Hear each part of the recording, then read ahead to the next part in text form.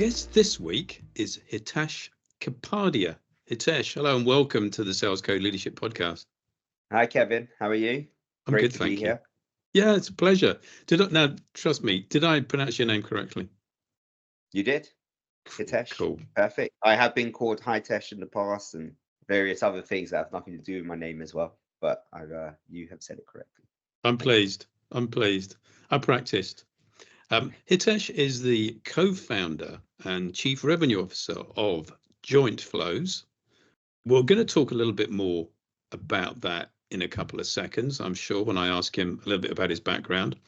And one of the topics we want to drill in today is something, Hitesh, that you said when we did our prep call, because like good salespeople, we don't just launch ourselves into these things. Self-awareness was a big thing for you. So I want to drill into that as part of this call today. Mm-hmm. But before we get there, tell me, what is it you get paid to do today? Well, I said this before we started recording as well, but I don't get paid a lot. As a co-founder. I'm a founder. I'm a founder, yeah, Hitesh. I know exactly. what that's like. Yeah, the early day startup, so we're not getting paid a lot. But we've got a fabulous product. As you said, it's Jointflows. What we do is we enable companies to reduce their sales cycles, improve their conversion rate, and in general deliver more predictable revenue, which is paramount to businesses nowadays. You need to be able to be predictable. The way we do that is by enabling buyer-led sales processes at scale. Now, I'm not going to go on too much about it because I understand it's not a sales pitch today. But in essence, what it is you have got two processes that are generally running simultaneously during the sales process. You've got your selling process, which is often reflected within your CRM system. So, you have 4 or 5 stages that are going in a linear fashion. And then you've got a buying process that's happening as well. And that buying process, believe me, does not mirror the 4 or 5 stages or 6 stages that are sitting within your CRM system. And there's a huge misalignment there. And off the back of that, that creates lots of blind spots. It means nobody knows who should be doing what when. And that's how you get things like, happy ears, believing there's deals when there's not deals, blind spots, and then ultimately an inability to be able to deliver revenue in a timely fashion. Which is not a good thing, is it? It's not a good thing, no. Oh. And so use Jointflows and you won't have that problem anymore. Is it something which you developed from the ground up, like from scratch?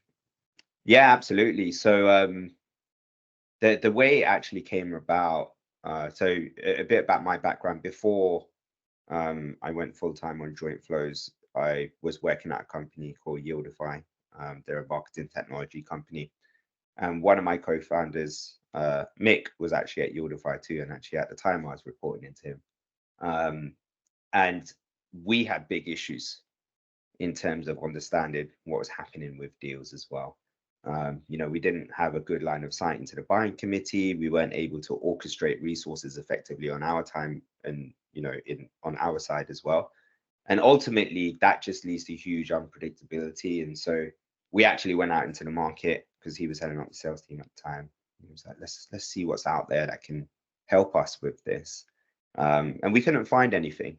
And so, we got a whiteboard, started drawing some things up. And we delivered we created a prototype with some developer who was outsourced in India somewhere. It wasn't very security tight, believe me, but it gave us a huge vision into what we could make. And then we had some conversations, ran some interviews with people we know who were quite experienced, and we understood that the pain that we were experiencing was something that was very common. He then went on to move to Outreach, which was a bigger company than Yieldify. And the pain that we had identified was amplified over there. So the bigger the company, the more the pain was. And I would then went on to lead the sales team globally at Yieldify as well. So whereas I was experiencing more of it at an IC level to begin with, ultimately I started experiencing all of these issues in a management position as well. So yeah, it was built to solve an issue that we faced ourselves.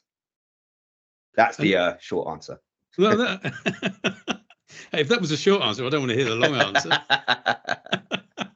Very nicely explained. If you get a co-founder on, or a chief revenue officer who can't do an elevator pitch, you're kind of like, something wrong here somewhere. But you Absolutely. definitely passed that test, Hitesh.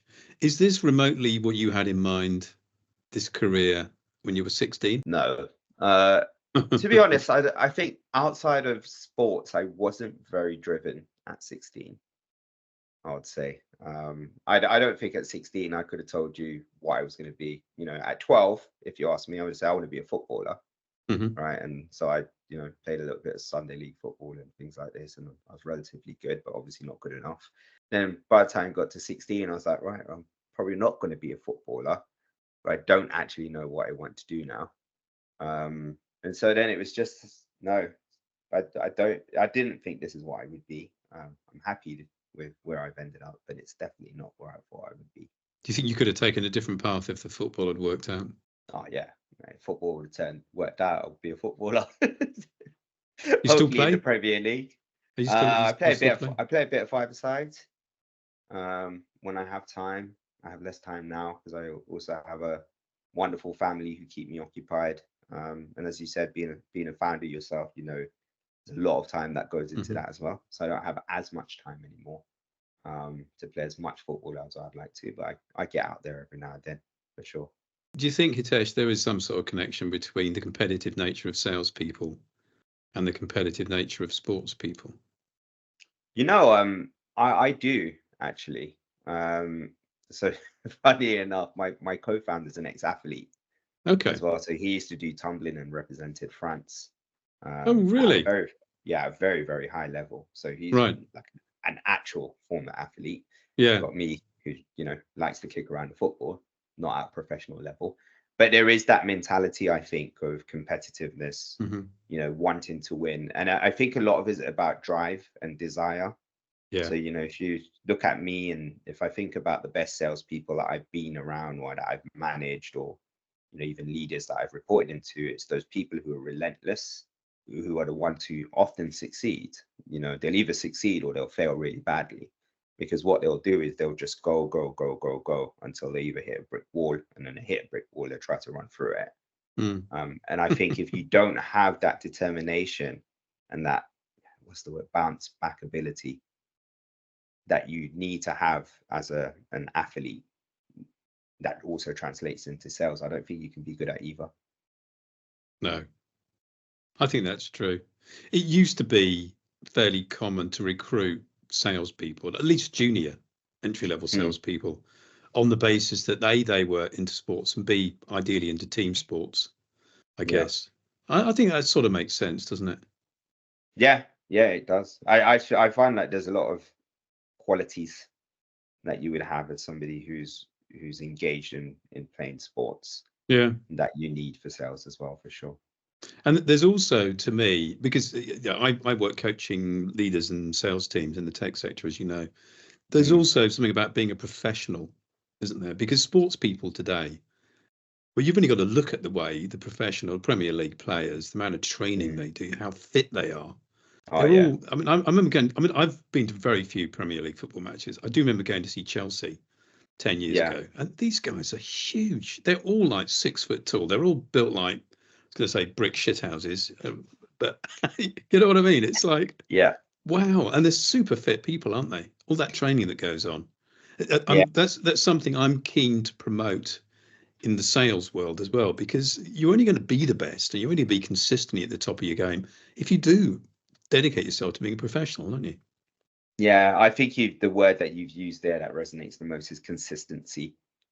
If you are going to be in the top of your field, especially in sales, consistency is key. And it's difficult to be consistent Uh-huh. because it's not always a good time. No. As you know, in sales, it's quite a bit of a roller coaster. There are a lot of Yeah. downs.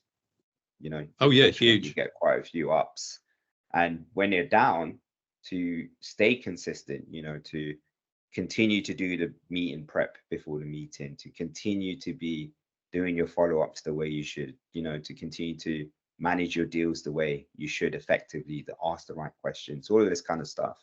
It's difficult to do. So yeah, I think consistency is the word for sure. And what was your route into sales? Hitesh. We know you were planning to be a professional footballer. You've ended up as the chief revenue officer of a software company that you founded or co-founded. Yeah. So somewhere in the middle, you obviously decided to get into sales. How did that happen? So when I was at university, I don't even know if they do these courses anymore because of my age. If they do, it might be called something different, but it used to be called a sandwich course. And effectively That wasn't a meant, catering qualification. it was not, no. It essentially meant you had you would do a degree. I did economics and business finance, and it would be over 4 years. But after the first year, you would do a year's work placement somewhere, if you were lucky. And I was quite fortunate. I applied to a lot of places, got rejected a lot, but somehow I was lucky enough to be accepted by IBM. So after I completed my first year in at university doing my degree, I then went to go do this work placement at IBM. So I was there for a year, and what I was actually doing was I was supporting one of their sales teams. So what they used to have is for all the big accounts, they would have like a dedicated sales team. So one of their big accounts was Lloyd's TSB. There was an operations manager, and I was the operation manager's assistant, effectively. But I had a really good team. This was back in when it says 2004, 2005. So a long time ago now, almost 20 years ago. And it was great. They made it look really fun. So what it would essentially do is, every Friday, and I'm not promoting alcoholism by any means, but every Friday it would be like, right, team meeting in the pub, and we would go there at lunch, and we would never come back. And a lot of what they would do would be wining and dining. That's how they would sell. Yeah. Right. So they would find these key figures within Lloyd's TSB who they already have a relationship with, who are budget holders. And the job of these people within the team, so there would be someone who would be selling hardware, someone who sells software, and one who does consulting. There was like 4 or 5 people who were responsible for these individual product lines that IBM could sell into Lloyd's TSB. And they all had different stakeholders that they would be kind of entertaining. So a lot of the time they would be like, hey, do you want to come? And be like, sure. Why not? Right. So I had a great time. I had a blast for that year. And I thought, wow, that's what B2B sales is. That's phenomenal. I'd love to do that. And so that's essentially how I got into it. I always say that you should always enjoy what you're doing. And if you're not enjoying what you're doing, then you should probably try to find something else, because if you look at the percentage of your life which you actually work, if you work towards a retirement age, hopefully a lot of people can exit before the retirement age. But if you end up working towards your retirement age, is a huge percentage of your life. And if you're doing something you're not enjoying, if you're not having fun, then what's the point? I agree. So for me, I kind of just followed the fun. I was like, right, they make good money. I had a line of sight into what their bonuses were, because I was reporting into the operations manager, and sometimes I would have to reconcile certain things for her. I was like, oh, they make good money. And I was like, they definitely have a good time. I'm having a good time when I'm around these people as well. So I'll probably be enjoying myself. Let's try to give that a go. That's a great story. Thank you for sharing that. It's so interesting. No worries. There's quite a lot to unpick there, actually, just for a minute. Yeah. Because I come from a generation before you, right? So I had thought that the wining and dining stopped long before 2000 or something, when you came into the industry. So it's interesting that it's still going on. And actually, do you think there's still a need to do that kind of relationship? Because a lot of people will tell you now, won't they, particularly in tech sales that you and I are in, that it's all data-driven sales, this the people part of it, it doesn't really matter anymore. Do you buy into that? No, so I think the people part does matter. You have to be able to build a relationship with people that you're ultimately going to work with or sell to. I think, and I don't know, this is kind of anecdotal, but I believe that back in 2004, the time I was referencing, I do think you could have got somebody to sign a check for a piece of kit that they had no intention to use based on a relationship. Yeah.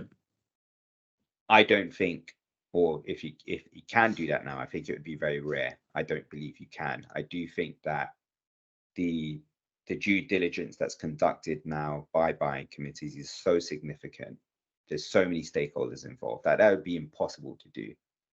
This is talking about a time where people happily turn a blind eye to have a good time. Effectively, is what it was, right? And I don't think that happens anymore. But I do still think you have to have the ability to be relatable. You have to be, and I always say, be easy to work with. Like, be nice to work with. Just be nice. Be easy to work with. Nobody wants to work with someone who's not easy, right? Like, if it's going to be a struggle for me to work with you while you're trying to sell to me, I'm probably not going to buy. No. Right. So build a relationship. It's really, really important. But then you just need to be really, really diligent about, that buying process that's happening as well.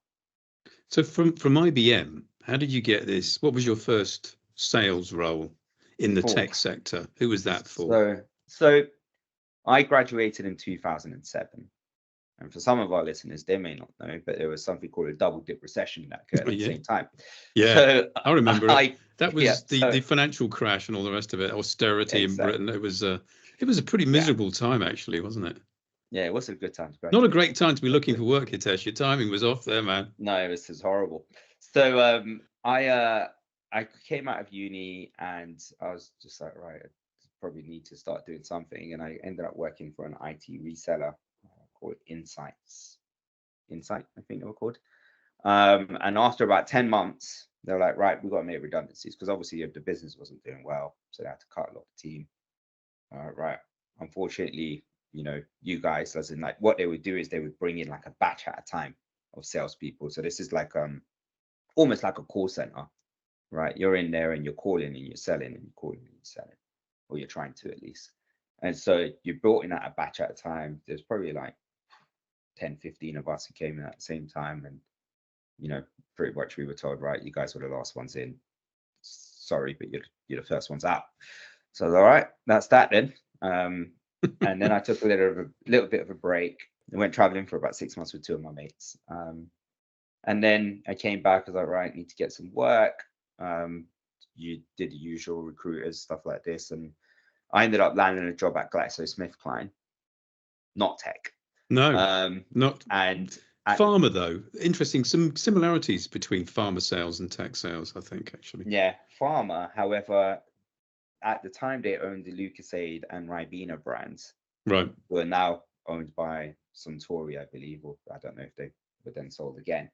But I landed a job over there. And this was field sales. So this was like going into caterers and things like this. I've got a little dolly bag that I'm walking around with Lucasade and Ribena samples trying to sell them. Double dip recession, got made redundant again. So great. Awesome. Got a little bit of a payday there, however, because GlaxoSmithKline, obviously phenomenal beast of a company, and their redundancy package was great for someone who hadn't been there that long. So I was all right, that's cool. Now what? So then luckily I landed a job quite swiftly at Procter & Gamble. And when I was at Procter & Gamble, I was essentially managing key accounts.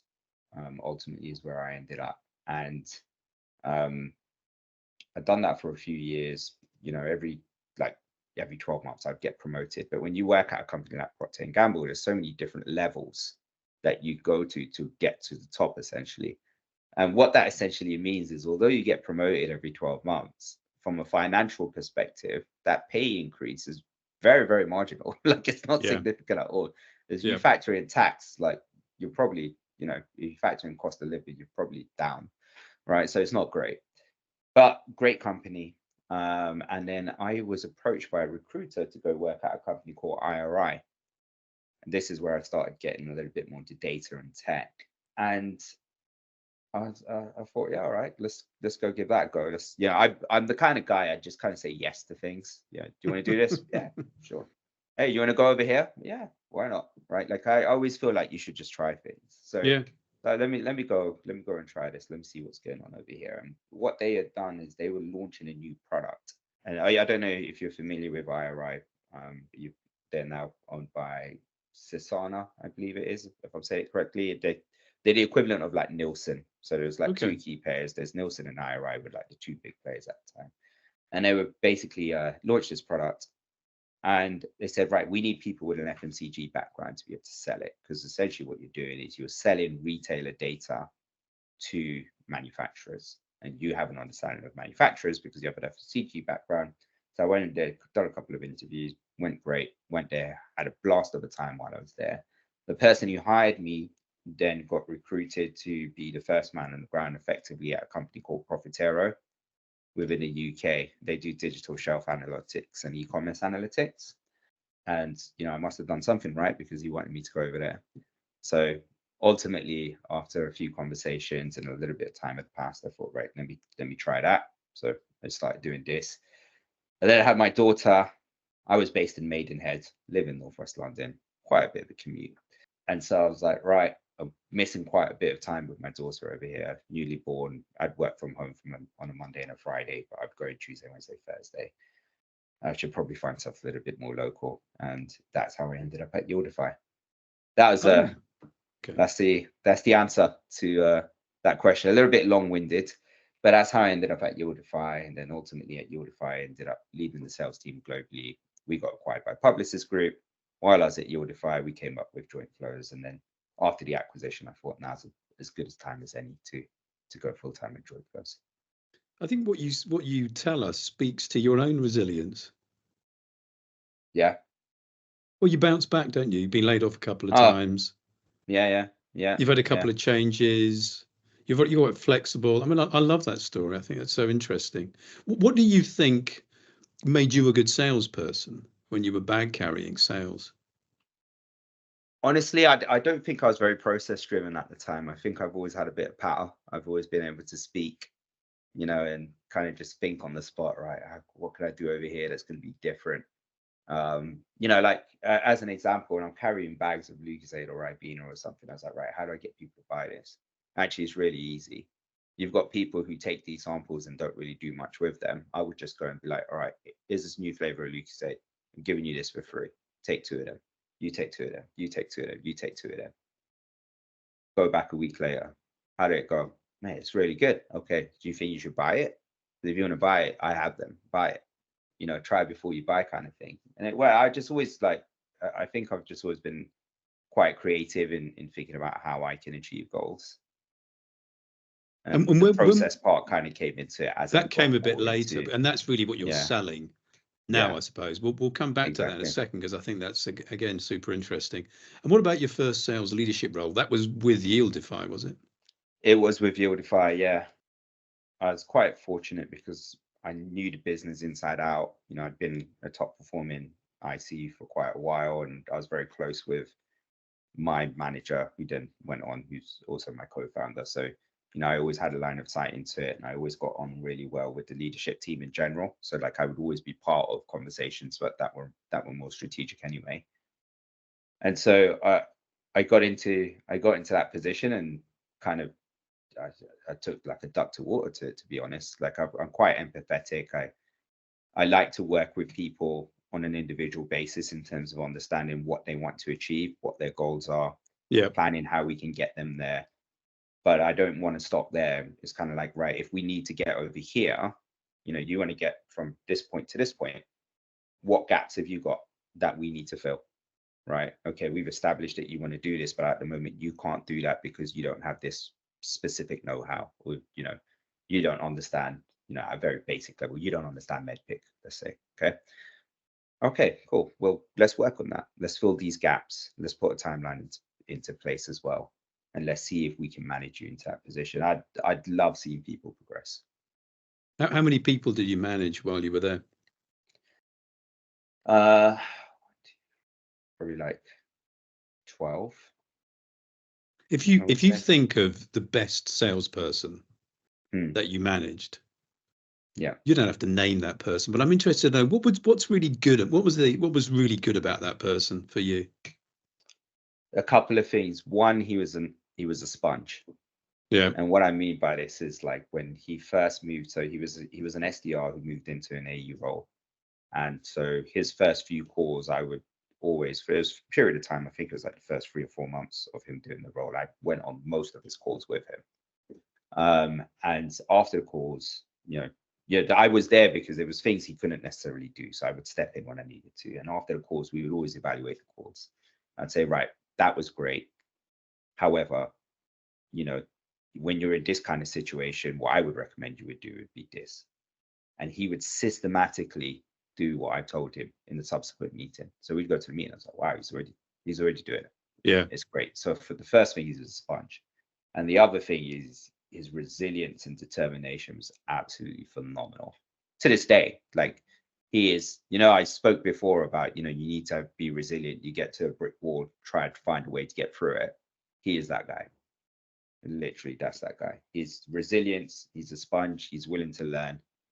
And I think you need to be coachable. He's very aware, what we were talking about before about being self-aware as well. He's very self-aware of where his opportunities to improve are, where his strengths are, what he's really good at as well. And so it just made it very, very easy to work with. What's your assessment of yourself in terms of where you need to develop, where your strengths are, perhaps where your weaknesses are? What are your thoughts? That's a good question.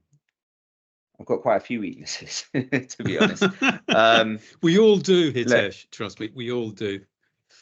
I think in terms of my strengths, I think I'm similar. Like I'm a sponge. Like I know I can always learn things, and if I learn things, I take it in, and then I don't just take it in, but I act on it. I execute as well.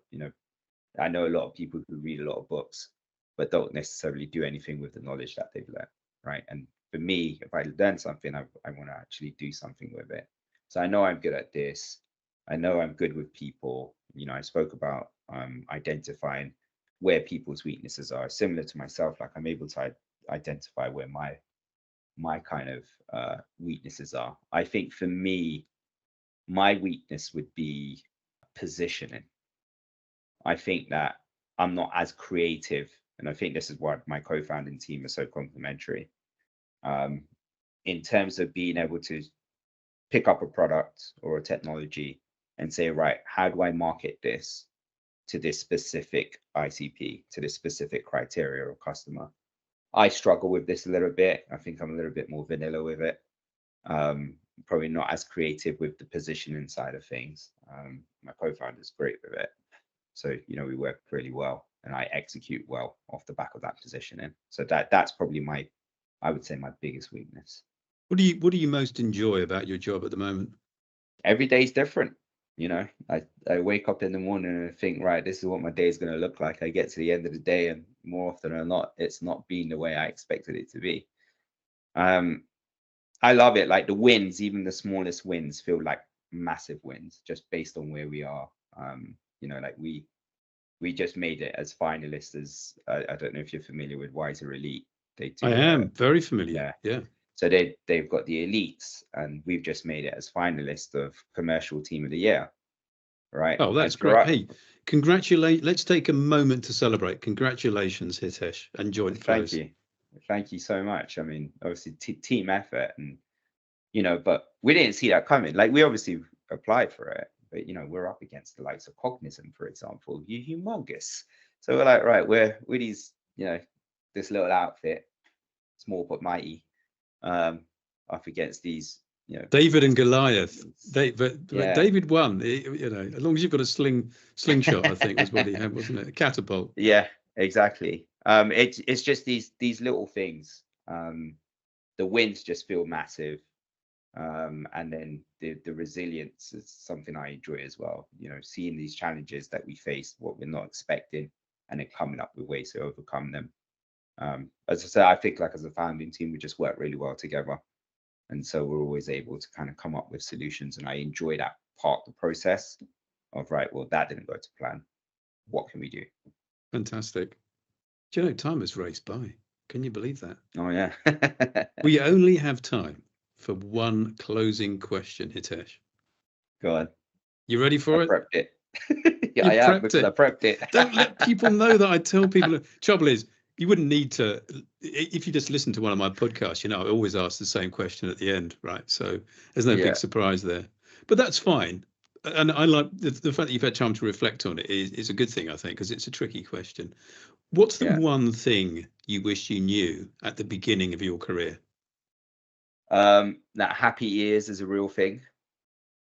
You know, I wish I'd known that when you just speak to one person in a deal, I'm talking about my sales career specifically, but when you're only speaking to one person on a deal who's telling you all the things you want to hear, don't be surprised if you don't win that deal. Like Yes. I wish I knew Yes. that early on. Yeah. So yeah, that would be it. That's So probably what's the answer to that is what? Triangulation with other people in the deal, I guess, right? yeah, exactly. I think it's you have to, especially now, you know, the buying committee is so big. You know, I think it's like 12 people at minimum for like an enterprise deal. That's a minimum. It could go up to 30 people who are included in that decision making process. You need to be able to map out what that organization looks like. You know, what is it that they are going to get from the solution? How do you get in front of these people? Are they even aware of the conversation? You know, I'll never forget the first deal which I lost thinking I was going to win. And the reason I had actually lost it was because I had access to only this one person, but the software or the company I lost to had access to maybe 2 or 3 people, but ultimately they were having a direct conversation with the budget holder, which I did not. And I was gutted, you know, but it's a learn that I took with me. And, you know, now I make a conscious effort to make sure I'm speaking to as many people as possible. Sounds like that's almost inspired you with your co-founder. What's your co-founder's name, Hitesh? Mick Gosset. With Even. Mick Gosset, Frenchman. Yeah. Frenchman, yeah. Smashing. You and Mick, you're kind of inspired because of your experiences to start the business that you're currently running, because you can see a common problem, can't you? And that's something which has made a difference in your lives and is now going to make a difference in other people's lives with this solution that you built. Absolutely. Yeah, absolutely. We hope so. I'm sure it will. Listen, it's been a great conversation. Thank you so much for your time. Thank you for having me. It's been amazing. Appreciate it. It's been an absolute pleasure. And thank you to the listener as well. Please do leave us a review if you like what you hear, because it makes a tremendous difference to the listenership.